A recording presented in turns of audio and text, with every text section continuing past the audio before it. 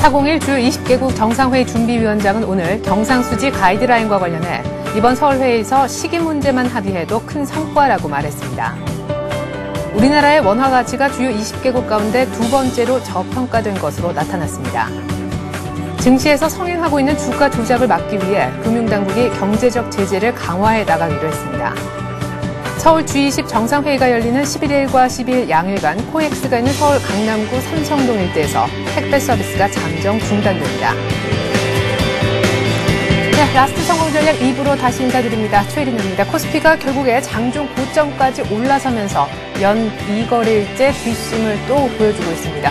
오늘의 뒷심도 역시 외국인한테서 나왔는데요. 오늘 외국인의 현물 매도가 겨우 6거래일 만에 나오는 것이 아닌가 싶었는데 선현물 웬걸요 동반해서 사주면서 끝났습니다. 물론 많은 규모는 아니었지만 장중에 양 매도가 나온 것을 감안하면 역시 우리 증시에 대한 사랑을 놓지 않고 있는 외국인이다 이렇게 봐야겠습니다. 프로그램도 오늘 소폭 매도가 나오긴 했었지만 매도 규모가 한 400억 정도로 크진 않았습니다. 안타깝게도 코스닥은 계속해서 약보합세의 모습을 보여줬는데 양시장 모두 1포인트 상승세로 출발했지만 결국에 코스닥은 꺾이고 코스피는 상승폭을 더 키우면서 끝난 장이었습니다. 눈치 보는 와중에도 꾸역꾸역 더 오르는 코스피, 조금 더 자세한 업종별 등락까지 특징주까지 챙겨보겠습니다. 시황센터로 가보죠. 네, 시황센터입니다. 11월 9일 화요일장 마감했는데요. 오늘 국내 증시는 G20과 금통위 등 이벤트가 남겨둔 상황에서 일단은 결과를 확인하고 가자는 분위기 속에 보합권 혼조 흐름을 보였습니다. 코스피 마감 지수부터 살펴보겠습니다. 오늘 코스피는 5포인트 오르면서 1947포인트에 마감했습니다. 오늘 출발은 1943포인트 상승으로 출발했는데요. 장중에는 기관 쪽에서 매물을 내놓으면서 보합권에서 등락을 반복했습니다. 하지만 외국인과 개인 쪽에서 매수해주면서 5일 이동평균선은 지지하면서 막판 뒷심을 발휘했는데요. 수급 내용 좀 더 자세하게 살펴보겠습니다. 외국인 쪽에서 6거래일 연속으로 국내 증시와 머물러주고 있습니다. 오늘 장에서는 장중에는 매수와 매도를 반복하면서 조심스러운 움직임을 보여줬는데요. 외국인 쪽에서 420억 원 정도의 매수 우위가 나타났습니다. 개인 쪽에서 550억 원 정도 매수하는 반면 오늘까지 12거래일 연속으로 기관은 매도하고 있는데요. 하지만 그 매물은 어제에 비해서는 절반 정도 줄어들었습니다. 오늘 장에서는 720억 원 정도 매도 우위가 나타났습니다. 이어서 코스닥 살펴보겠습니다. 코스닥은 또다시 하락한 채 마감했습니다. 1.5포인트 내리면서 526포인트에 마감했는데요. 출발만 하더라도 상승으로 출발했습니다. 하지만 기관 쪽에서 시가총액 상위 종목들을 중심으로 매도하는 가운데 5일 이동평균선 지지하지 못한 채 마감했는데요. 수급으로 그 내용 좀 더 자세하게 살펴보겠습니다. 네, 개인 쪽에서만 매수세가 들어왔습니다. 개인이 260억 원 정도 사줬고요. 반면에 외국인과 기관 쪽에서는 매도세가 나왔는데요. 기관 쪽에서 100억 원, 외국인 쪽에서 130억 원 정도 파는 모습이었습니다. 이어서 외환시장 살펴보겠습니다. 오늘 원달러 환율은 보합권에서 마무리가 됐습니다. 40전 내리면서 1113원 10전에 마감을 했는데요. 출발만 하더라도 상승으로 출발하면서 장중에는 1120원대까지 오르기도 했습니다. 하지만 수출업체들의 내고 물량과 은행권의 롱스탑 매물이 유입되는 가운데 하락 압력이 됐는데요. 급락했었던 유로달러도 반등했던 것이 하락 압력이 된 것으로 풀이가 됩니다. 이어서 유가증권 시장 시총 상위 종목들의 움직임도 체크해보겠습니다. 차익 실현 매물이 나오면서 IT주들이 조금 부진한 가운데 삼성전자가 0.5% 내렸습니다. 오늘 포스코는 5거래일 만에 하락 전환한 채 1% 내렸고요. 현대차가 1% 역시 나란히 내렸습니다. 반면에 현대모비스는 0.8% 올랐습니다. LG화학이 오늘 2.5% 내리는 반면 신한지주가 1% 내렸습니다. KB금융은 강보합권 유지하면서 마감을 했고요. SK에너지는 3거래일째 상승 중인데요. 오늘 장에서는 메릴린치 창구 동안 매수세가 유입됐습니다. 이어서 코스닥도 살펴보겠습니다. 셀트리온이 0.1% 소폭 내렸습니다. 하지만 28,000원대는 아직 지지를 해주고 있고요. CJ오쇼핑이 5.9% 급락했는데요. 기관의 매도가 부담이 됐습니다. 하지만 증권사들은 쇼핑주의 강세가 이어질 것으로 내다보면서 CJ오쇼핑에 대한 호평을 내놨다는 점 참고하시기 바랍니다. SK브로드밴드는 강보합 유지한 채 마감하는 반면 포스코ICT가 1.7% 내렸습니다. 메가스터디가 오늘 반등에 성공했습니다. 8거래일 만에 반등인데요. 1% 올랐습니다. 하지만 OCI 머티리얼즈부터 태움까지는 약보합에서 3.7% 하락했습니다. 네, 이어서 특징 테마주 살펴보도록 하겠습니다. 지지부진했던 장이 전개되는 가운데 석유화학주가 눈에 띄었습니다. 수급이 엇갈렸는데요. 외국인들은 매도했지만 기관이 상승을 이끌어줬습니다. LG화학이 1.5% 올랐습니다. 호남석유가 4% 올랐고요. 코오롱 인더스트리가 3.8%, KB케미칼이 3.7% 오르면서 석유화학주가 강세였습니다. 네, 이어서 태양광주 한번 살펴보도록 하겠습니다. 삼성의 투자 소식에 희비가 교차됐는데요. 삼성 정밀화학이 8.6% 올랐습니다. 연내에 울산공장 폴리실리콘 합작 법인을 설립하기 위해서 미국 실리콘 제조업자와 협상을 벌이고 있다는 소식에 8% 급등했고요. S에너지와 IPS는 삼성전자와 관련해서 5%, 2% 올랐습니다. 하지만 OCI 머티리얼즈는 급락했습니다. 네, 이어서 태양광 관련주 한번 살펴보겠습니다. SK케미칼이 4% 올랐고요. SNU가 7.4% 오르는 등 태양광주가 강세였습니다. 네, 이어서 KT 살펴보도록 하겠습니다. 네, 3분기 깜짝 실적을 발표하면서 통신주가 같이 올랐는데요. 관련주들 살펴보겠습니다. 네, KT가 3% 올랐습니다. SK텔레콤이 1% 올랐고요. LG유플러스도 강보합권 유지하면서 통신주가 상승세를 보여줬습니다. 반면에 중국주는 급락했습니다. 중국 원양자원의 유상증자 소식에 어제장에서 급락했고요. 오늘장 또 다른 악재가 겹쳤는데요. 중국 원양자원의 편법 상장 의혹까지 겹치면서 낙폭을 키워갔습니다. 네, 중국 원양자원 14% 가격 제한폭 가까이 내렸고요. 성용광전투자가 14% 가격 제한폭 가까이 하락했습니다. 나머지 종목들도 4%대에서 8%대로 내리면서 국내 상장 중국 기업들이 약세를 보여줬습니다. 네, 이렇게 시장 흐름 한번 살펴봤습니다. 국내 증시는 그동안 급등했다는 부담이 남아있는 가운데 오늘장 견조한 조정을 보였는데요. 내일장 어떤 장이 펼쳐질지 라스정모 전략과 함께 알아보시기 바랍니다. 지금까지 마감 시황이었습니다. 네, 지금까지 시황센터였습니다. 그래요. 중국주, 국내 상장 중국 기업들 들고 계신 분들 오늘 많이 화가 나셨을 것 같고요. 예, 화학주 들고 계신 분들 아니 이런 날이 하면서 깜짝 놀라셨을 것 같습니다. 기분 좋은 아마 희비가 그야말로 또 엇갈리는 그런 하루가 아니었나 싶은데 하지만 지수는 좀 조용했던 것 같습니다. 예상 권역에서 밴드에서 크게 벗어나지 않는 하루였는데 오늘장 흐름이 어땠고 꼭 챙겨봐야 될 특징들은 어떤 것들이 있었는지 한번 다시 재정리해 보겠습니다. 하나대투증권 멘토스에 있는 장혁진 연구원 연결합니다. 안녕하세요. 예, 안녕하세요. 네, 연구원님 아마 오늘 내일 지수는 계속 이럴 것 같은데 막판에 외국인들 현선물 동반에 다시 사 들어오는 것이 조금은 긍정적이지 않나 생각되는데 어떻게 보셨습니까? 예, 일단은 외국인들의 긍정적인 시각들이 좀 이어지고 있다라는 것들은 시장에서 좋은 호재라고 볼 수 있을 것 같고요. 그렇지만 지수는 계속해서 보합권에서 이제 횡보세를 지속을 하고 있습니다. 아무래도 어제 유럽발 재정 위기가 재부각이 되었고 미국 증시도 약간은 이제 지난주에 FOMC와 그 중간 선거라는 빅 이벤트를 마치고 약간의 혼조세를 보였다라는 부분들이 좀 큰 영향을 끼쳤고요. 또 오늘 중국 증시가 소폭이지만 눌려 있는데 최근에 중국 증시의 강세도 우리나라의 투자 심리에 외국인들의 투자 심리에 큰 영향을 끼쳤었는데 중국 증시의 소폭 조정을 보이고 있는 것도 오늘은 약간의 종목별로 봤을 때 약간의 좀 혼조세를 보이는 원인이라고 좀 보고 있는데요. 이번 주 목요일로 다가온 이제 G20와 옵션 만기를 앞둔 관망 심리가 조금 강화되고 있다라고 보고 있습니다. 지수 자체는 크게 움직이지 않고 있지만 종목별로 보면은 가장 많이 시가총액 상위 종목에서 많이 올라왔던 종목 한 4-5% 정도씩 올라왔고 또 가장 많이 빠진 종목은 마이너스 8%까지 또 빠지는 등 보통 이제 보합세 장세에서는 한 마이너스 2-3% 내에서 시가총액 상위 종목들은 좀 마무리되는 국면들이 있는데 조금씩 그런 격차들이 벌어지면서 약간의 투자자분들에게는 느껴지는 지수 심리는 조금 더 양극화가 심해지지 않았나라는 생각을 좀 보고 있습니다. 그리고 오늘 같은 경우 이제 소외된 내수 업종들이 조금 강세를 보였는데요. 최근에 보시면은 시장이 상당히 빠른 속도로 좀 순환이 돌고 있습니다. 어제 같은 경우도 철강과 IT 업종 또 일부 제약 업종 등 좀 소외되었었던 업종들이 상대적으로 강했는데 오늘 같은 경우도 바로 어제 올라왔었던 업종들이 대부분 밀리는 모습이었고 통신 업종과 기계 업종, 유통 건설 그리고 보험이나 음식료 같은 내수 업종 중심의 강세가 좀 이어졌다라는 것들이 오늘 시장의 좀 특징이라고 보실 수 있을 것 같은데요. 이런 지금 시장이 방향성을 좀 정하지 못하고 있기 때문에 특히 기관의 수급을 중심으로 해가지고 예전처럼 이렇게 업종 중심의 순환매가 돈다라기보다는 업종 내에서도 수급을 가지고 좀 차별화된 흐름이 좀 급격하게 나타나는 종목들이 있기 때문에 투자자분들이 조금은 좀 신중하게 종목별 대응을 해야 되는 시기가 아닌가 좀 생각하고 있습니다. 네.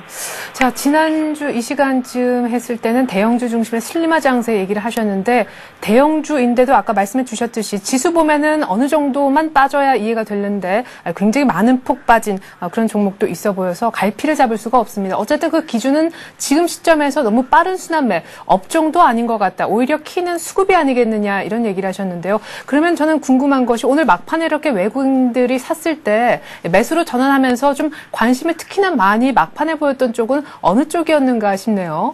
네, 일단은 최근에 그래도 수급적으로 오늘 같은 경우 좋아진 종목들을 보시면은 결국 IT랑 금융 쪽을 좀 많이 사는 모습이었습니다. 네. 외국인이 오늘 2시 기준으로 봤을 때 종가 때 이제 KB금융과 삼성전기를 200억 이상 사는 모습이었고요. 삼성전자도 상당히 많은 매수를 보여줬습니다. 그리고 그 외에도 최근에 계속 꾸준히 시장과 상관없이 강세를 보이고 있는 현대중공업이나 LG화학도 한 100억 이상 매수를 하는 모습이었는데요.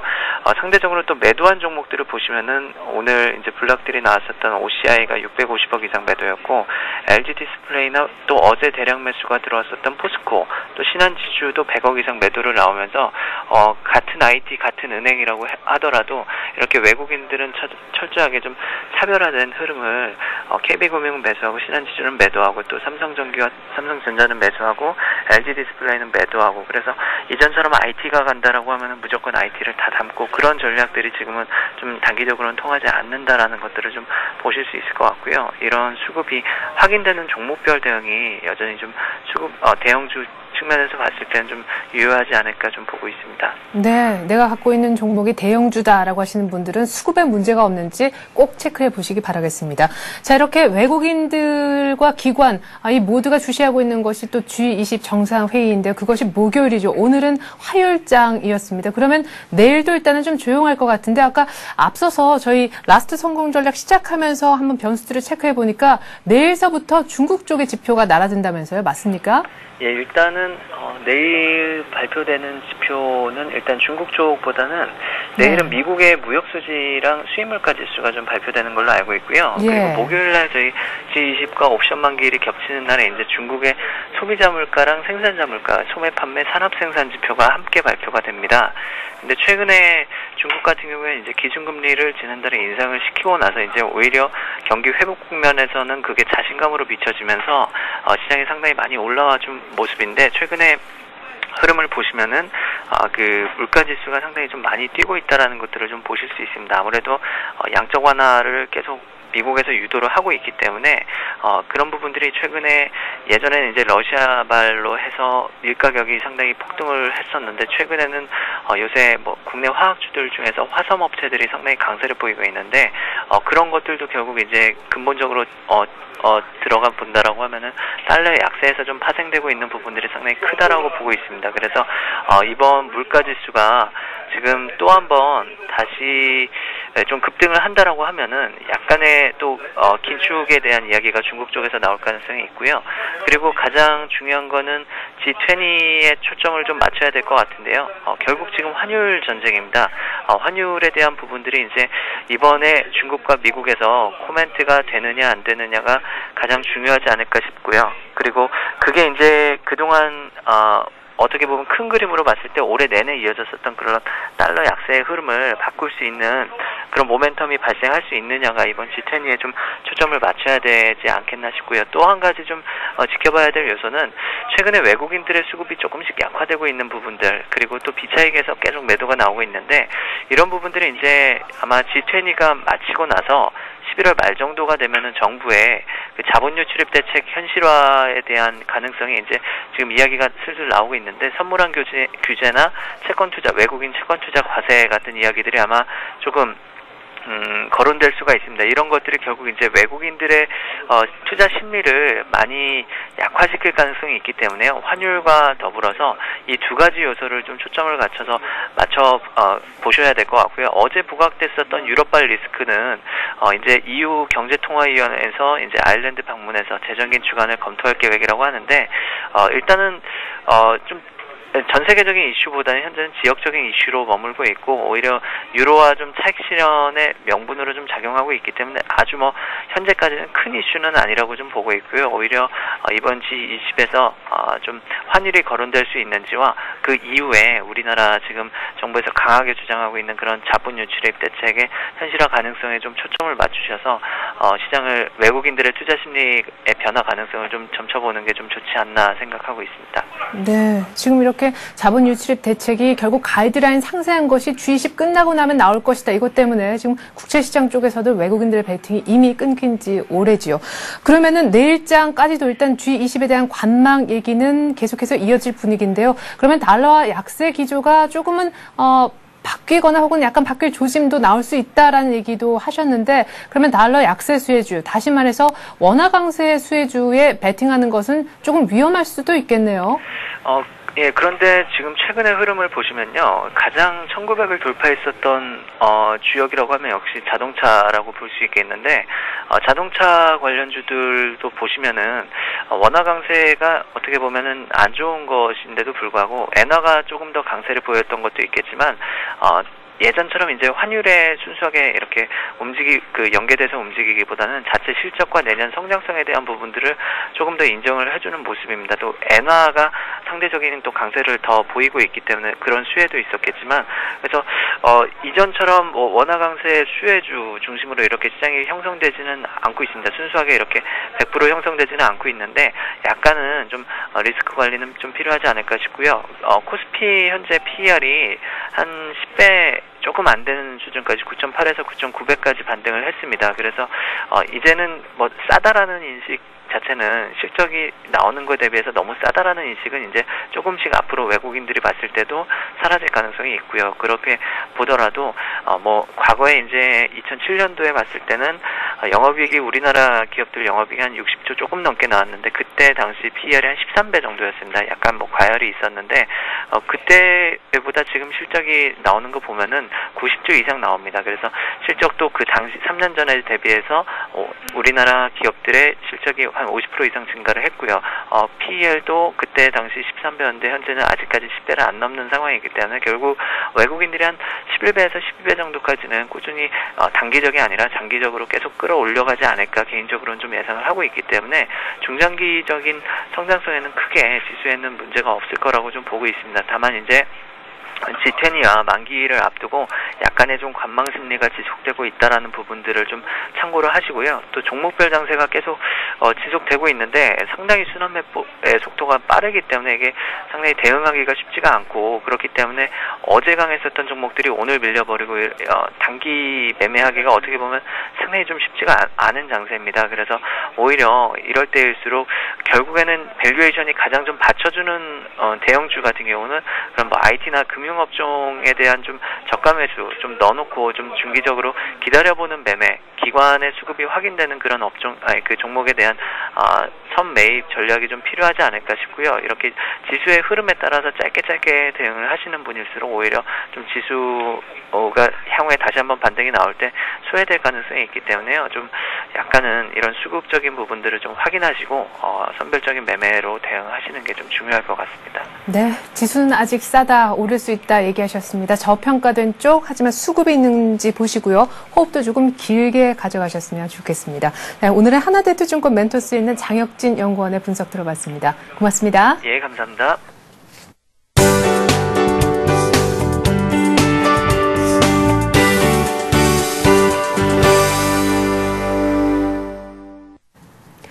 이 시각 주요 뉴스입니다. 401 주요 20개국 정상회의 준비위원장은 오늘 경상수지 가이드라인과 관련해 이번 서울회의에서 시기 문제만 합의하더라도 큰 성과라고 말했습니다.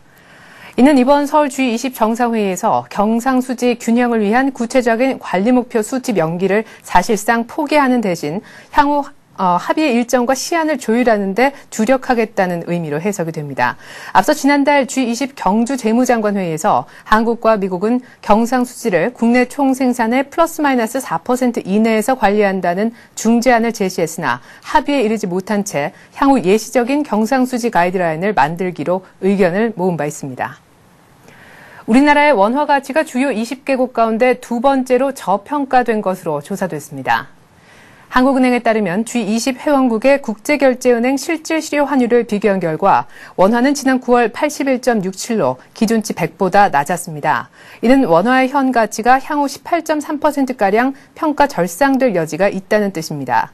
원화보다 더 저평가됐던 통화는 G20 국가 중에서 영국 파운드화뿐이었고 브라질의 헤알화는 48% 이상이나 고평가된 것으로 드러났습니다. 증시에서 성행하고 있는 주가 조작을 막기 위해 금융당국이 경제적 제재를 강화해 나가기로 했습니다. 금융위원회는 오늘 시세 조정, 미공개 정보 이용 등으로 적발될 경우에도 공시 위반처럼 과징금을 부과할 수 있도록 하는 방안을 마련 중이라고 밝혔습니다. 주가 조작 등 증시 불공정 거래는 그동안 행정 제재 수단 없이 사법 절차에만 맡기다 보니 제재 시점이 지연된다는 지적이 많았습니다. 금융당국은 주가 조작 사범이 부당이득을 과징금으로 반환하게 하고 이후 사법 절차에 따라 죗값도 치르게 한다는 방침입니다.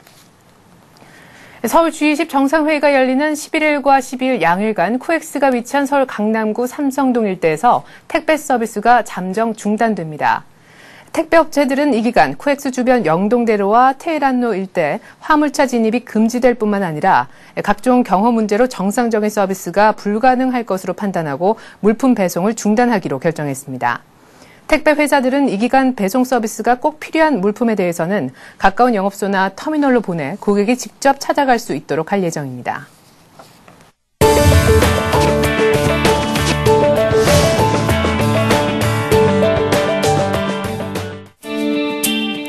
증권금융뉴스입니다. 하나 UBS 자산운용이 일본을 제외한 아시아 지역 채권에 투자하는 하나 UBS 슈퍼 아시아증권 투자신탁펀드를 출시했습니다. 이 펀드는 홍콩에서 운용 중인 UBS 풀사이클 아시아 채권펀드에 투자하는 재간접펀드로 아시아 지역에 저평가되어 있는 회사채를 펀드에 편입해 운용할 예정입니다.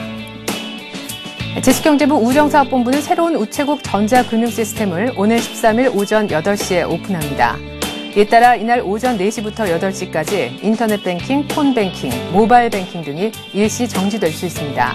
이번 개편으로 거래 내역 제공 기간이 3개월에서 10년으로 확대되는 등 전자금융 편의성이 대폭 강화될 예정입니다. 하나은행이 미수령 주식 찾아주기 캠페인을 내달 10일까지 벌입니다. 미수령 주식이란 주주들이 증자나 배당 등을 인지하지 못해 발생한 것으로 약 2만 명이 3,700억 원 규모 1억 8천만 주가량을 보유하고 있습니다. 하나은행 홈페이지에서 대상 여부를 확인한 뒤 영업점에서 수령을 신청할 수 있습니다. 각종 은행들이 대학 수학능력 시험 시즌을 맞아 학부모와 수험생 고객 유치에 나섭니다. 신한은행은 수능일인 18일부터 수험생과 학부모가 정기예금에 300만 원 이상 가입할 경우 예금 금리를 우대해주고 외환은행은 서점 등 제휴업체의 할인 쿠폰도 증정할 예정입니다. 한편 하나은행은 대학 입시 설명회를 개최하고 국민은행은 수능 당일 전국 30여 개 공사장에서 손난로와 커피 등을 제공합니다. 네, G20에 대한 관망세가 짙은 가운데 유럽발 악재에도 불구하고 코스피는 뒷심을 발휘 끝끝내 플러스 마감시키는 모습이었습니다. 어제와도 비슷한 흐름이 지수 오후장에서 드러났었는데요. 내일도 또한 이런 흐름일까요? 지수는 보합권이지만 여러분들 들고 계신 종목에는 하루하루 온도차가 클 줄 압니다. 수급이 중요한 기준이 될 수 있다라는 전문가들의 지적이 있었으면 한번 감안해 보시면 어떨까 싶네요. 저는 내일 장 닫히기 1시간 전 라스트 성공 전략으로 돌아오겠습니다. 고맙습니다.